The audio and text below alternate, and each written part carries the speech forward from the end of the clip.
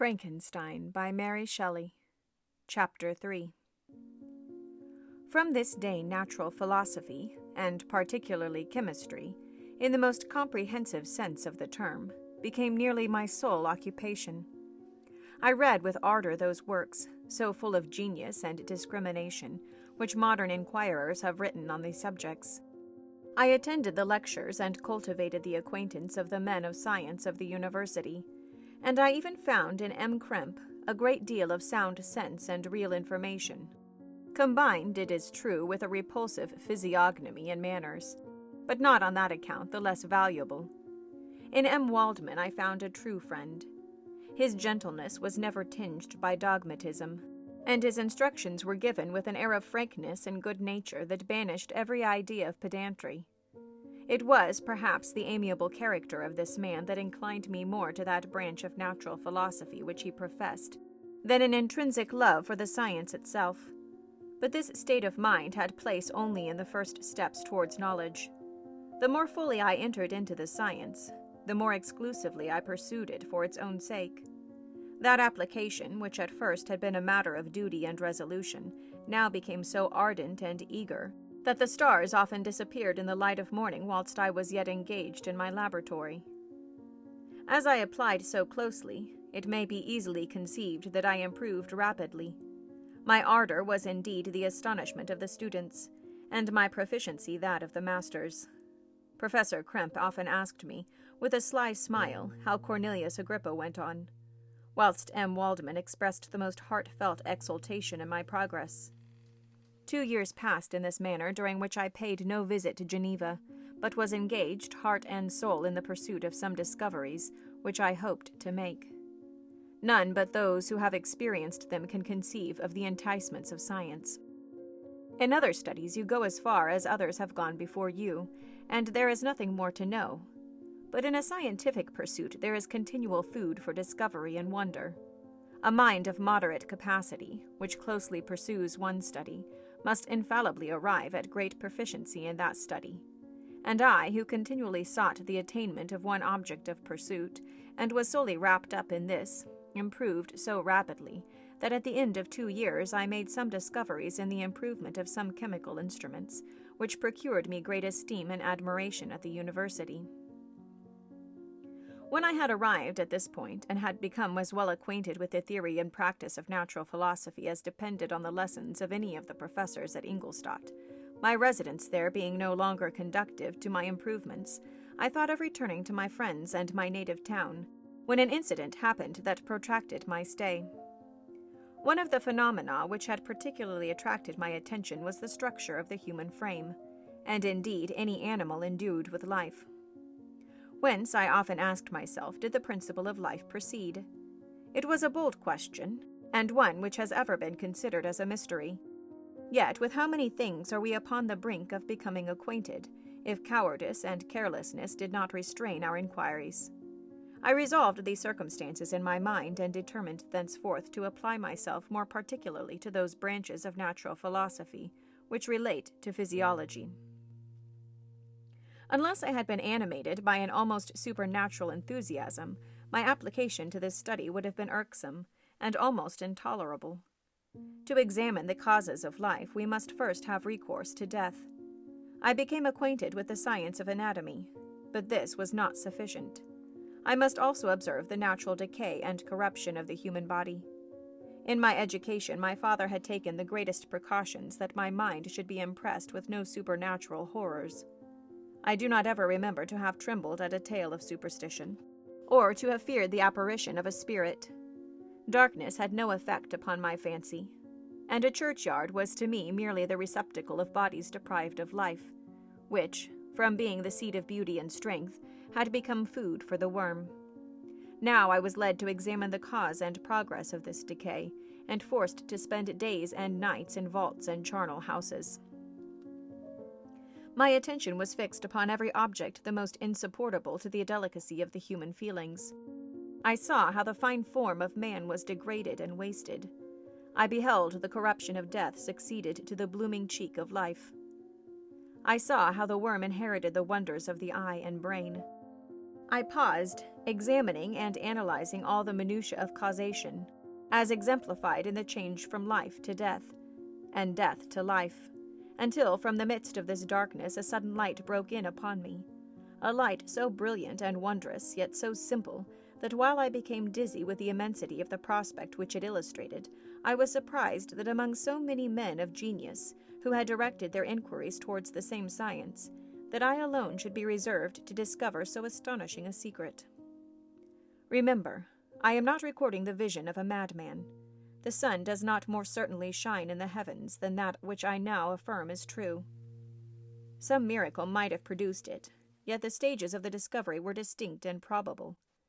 After days and nights of incredible labor and fatigue, I succeeded in discovering the cause of generation in life. Nay, more, I became myself capable of bestowing animation upon lifeless matter. The astonishment which I had at first experienced on this discovery soon gave place to delight and rapture. After so much time spent in painful labor, to arrive at once at the summit of my desires was the most gratifying consummation of my toils. But this discovery was so great and overwhelming that all the steps by which I had been progressively led to it were obliterated, and I beheld only the result. What had been the study and desire of the wisest men since the creation of the world was now within my grasp. Not that, like a magic scene, it all opened upon me at once. The information I had obtained was for a nature rather to direct my endeavors so soon as I should point them towards the object of my search, than to exhibit that object already accomplished. I was like the Arabian who had been buried with the dead, and found a passage to life aided only by one glimmering and seemingly ineffectual light. I see by your eagerness and the wonder and hope which your eyes express, my friend, that you expect to be informed of the secret with which I am acquainted. That cannot be. Listen patiently until the end of my story, and you will easily perceive why I am reserved upon that subject. I will not lead you on unguarded and ardent, as I then was, to your destruction and infallible misery.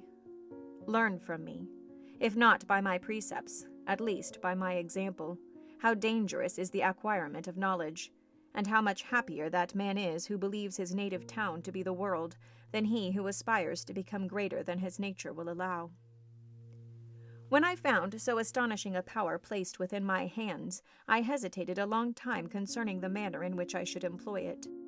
Although I possessed the capacity of bestowing animation, yet to prepare a frame for the reception of it, with all its intricacies of fibers, muscles, and veins, still remained a work of inconceivable difficulty and labor.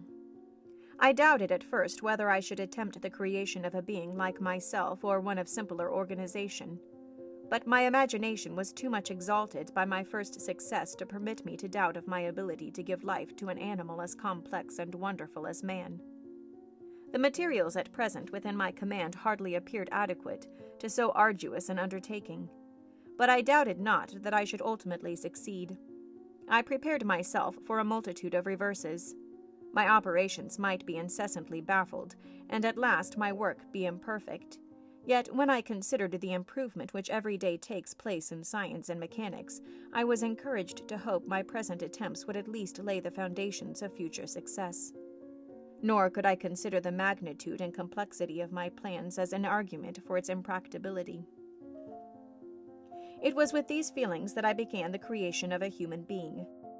As the minuteness of the parts formed a great hindrance to my speed, I resolved, contrary to my first intention, to make the being of a gigantic stature. That is to say, about 8 feet in height, and proportionably large.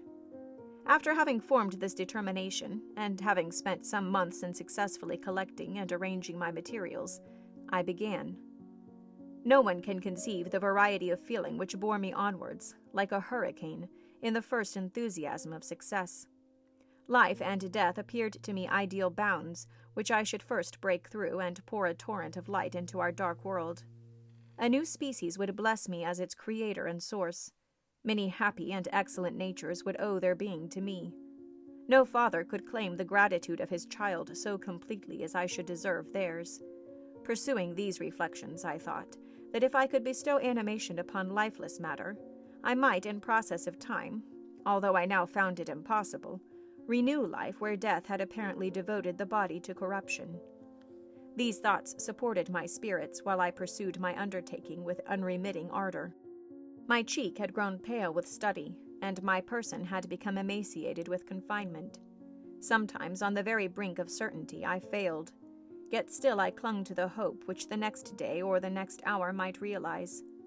One secret which I alone possessed was the hope to which I had dedicated myself, and the moon gazed on my midnight labors, while, with unrelaxed and breathless eagerness, I pursued nature to her hiding places. Who shall conceive the horrors of my secret toil as I dabbled among the unhallowed damps of the grave, or tortured the living animal to animate the lifeless clay? My limbs now tremble, and my eyes swim with the remembrance. But then a resistless and almost frantic impulse urged me forward. I seemed to have lost all soul or sensation but for this one pursuit. It was indeed but a passing trance, that only made me feel with renewed acuteness so soon as, the unnatural stimulus ceasing to operate, I had returned to my old habits. I collected bones from charnel houses, and disturbed with profane fingers the tremendous secrets of the human frame. In a solitary chamber, or rather cell, at the top of the house, and separated from all the other apartments by a gallery and staircase, I kept my workshop of filthy creation. My eyeballs were starting from their sockets in attending to the details of my employment. The dissecting room and the slaughterhouse furnished many of my materials, and often did my human nature turn with loathing from my occupation, whilst, still urged on by an eagerness which perpetually increased, I brought my work near to a conclusion. The summer months passed while I was thus engaged, heart and soul in one pursuit. It was a most beautiful season. Never did the fields bestow a more plentiful harvest, or the vines yield a more luxuriant vintage. But my eyes were insensible to the charms of nature, and the same feelings which made me neglect the scenes around me caused me also to forget those friends who were so many miles absent, and whom I had not seen for so long a time. I knew my silence disquieted them, and I well remembered the words of my father. "I know that while you are pleased with yourself, you will think of us with affection, and we shall hear regularly from you. You must pardon me if I regard any interruption in your correspondence as a proof that your other duties are equally neglected." I knew well, therefore, that would be my father's feelings, but I could not tear my thoughts from my employment, loathsome in itself, but which had taken an irresistible hold of my imagination. I wished, as it were, to procrastinate all that related to my feelings of affection until the great object, which swallowed up every habit of my nature, should be completed. I then thought that my father would be unjust if he ascribed my neglect to vice, or faultiness on my part. But I am now convinced that he was justified in conceiving that I should not be altogether free from blame. A human being in perfection ought always to preserve a calm and peaceful mind, and never to allow passion or a transitory desire to disturb his tranquillity. I do not think that the pursuit of knowledge is an exception to this rule. If the study to which you apply yourself has a tendency to weaken your affections, and to destroy your taste for those simple pleasures in which no alloy can possibly mix, then that study is certainly unlawful, that is to say, not benefiting the human mind. If this rule were always observed, if no man allowed any pursuit whatsoever to interfere with the tranquillity of his domestic affections, Greece had not been enslaved. Caesar would have spared his country. America would have been discovered more gradually, and the empires of Mexico and Peru had not been destroyed. But I forget that I am moralizing in the most interesting part of my tale, and your looks remind me to proceed. My father made no reproach in his letters, and only took notice of my silence by inquiring into my occupations more particularly than before. Winter, spring, and summer passed away during my labors, but I did not watch the blossom or the expanding leaves, sights which before always yielded me supreme delight, so deeply was I engrossed in my occupation. The leaves of that year had withered before my work drew near to a close, and now every day showed me more plainly how well I had succeeded. But my enthusiasm was checked by my anxiety, and I appeared rather like one doomed by slavery to toil in the mines, or any other unwholesome trade, than an artist occupied by his favorite employment. Every night I was oppressed by a slow fever, and I became nervous to a most painful degree. a disease that I regretted the more because I had hitherto enjoyed most excellent health, and had always boasted of the firmness of my nerves. But I believed that exercise and amusement would soon drive away such symptoms, and I promised myself both of these when my creation should be complete.